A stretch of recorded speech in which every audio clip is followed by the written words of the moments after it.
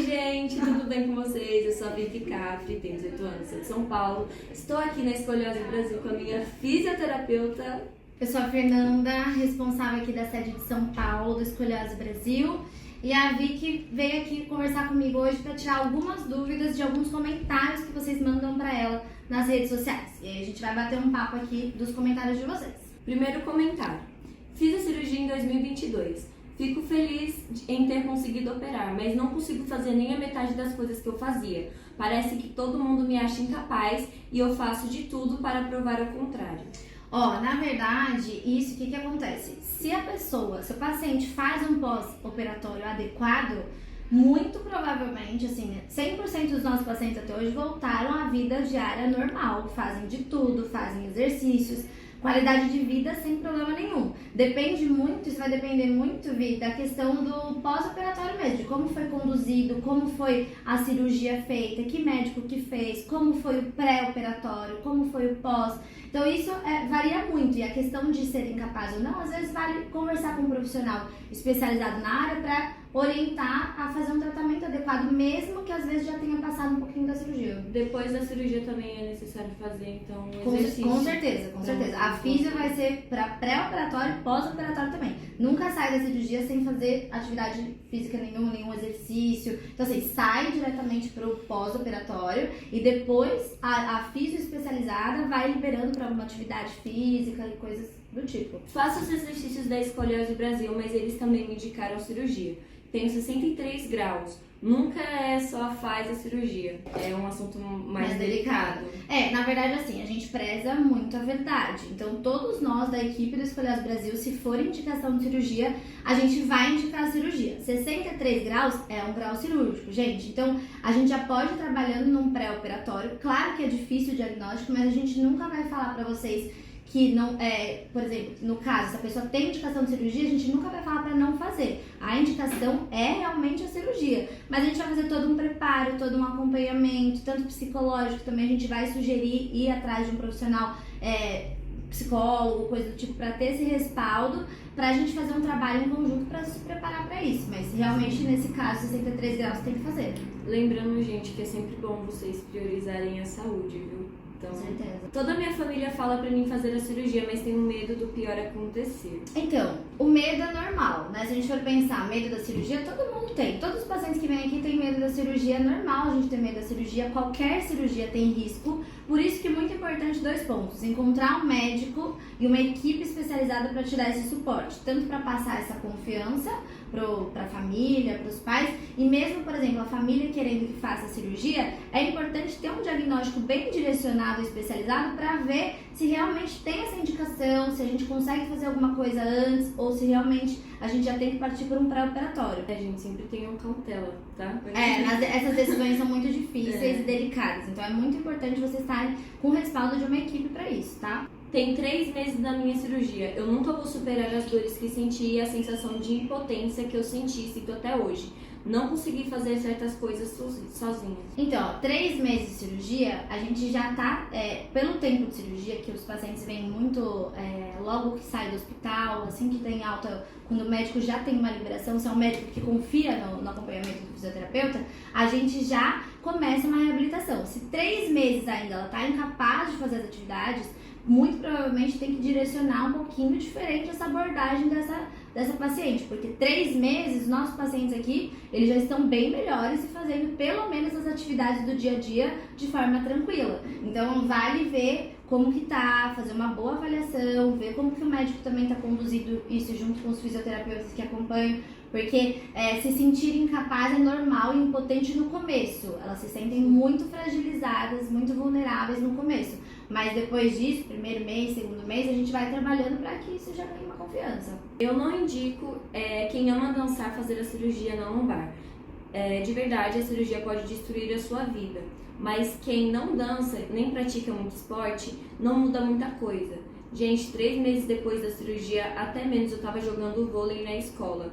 Isso não pode, mas é detalhe bobo, meu médico não precisa saber. Isso não pode acontecer de forma nenhuma. Primeira coisa, o médico tem que estar ciente de tudo e só pode fazer as atividades conforme o médico liberar vocês. Isso pode ser um problema muito grave até para o comprometimento de toda a cirurgia que você fez. Então o médico tem que estar ciente, tem que ter a liberação do médico sempre e da sua equipe de fisioterapia também. Então, volta lá um pouquinho, vê.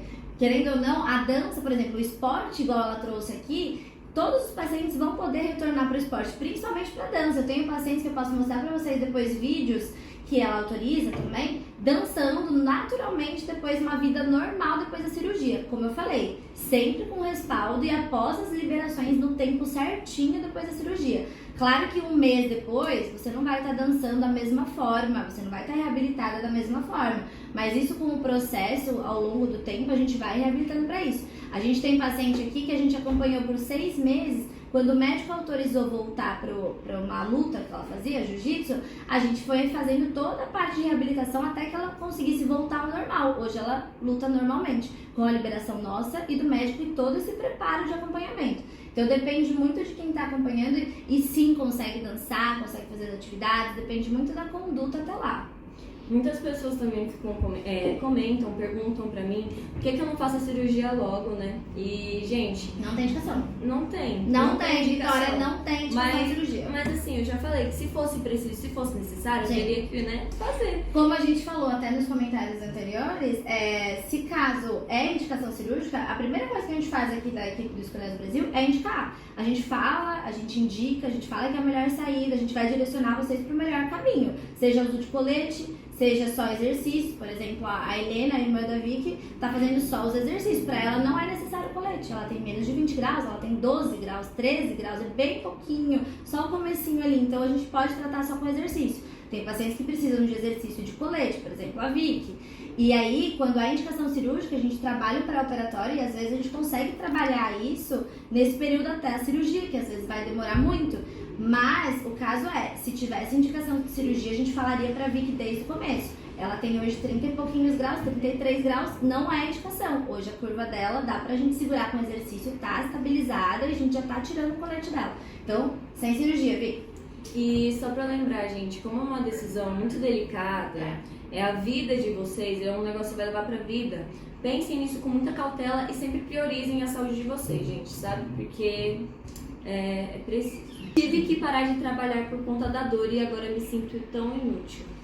Talvez dor por conta da escoliose ali que ela tá falando, né? Então, na verdade, assim, dor, a escoliose não tem uma relação diretamente com a dor. Tem que investigar se realmente essa dor tem a ver com a escoliose ou às vezes com a outra queixa, porque muitas vezes os pacientes têm algum tipo de dor que muitas vezes nem tem relação com a escoliose, tá? Então, assim, investiga, procura um profissional que você confie, especializado na escoliose, especializado na sua queixa de dor, pra você poder direcionar melhor, porque às vezes nem é daí. Eu e meu irmão gêmeo temos, descobri primeiro com 14 anos, já em nível cirúrgico. O dele só foi aparecer lá para 16 anos, mas não evoluiu muito. Enquanto o meu foi de 40 para 70 graus em 3 anos, o dele mal mudou.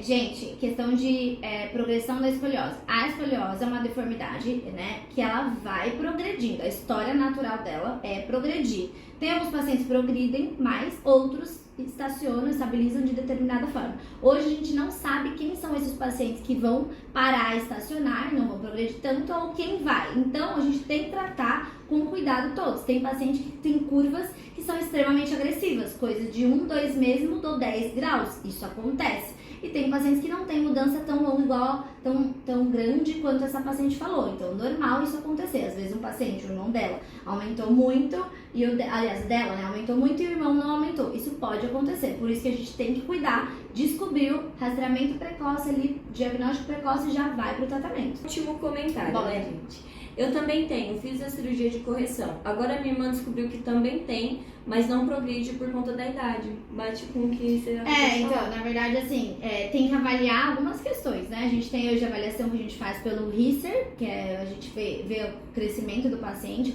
a maturação óssea do paciente. Tem a avaliação também pelo Sanders, através das mãos.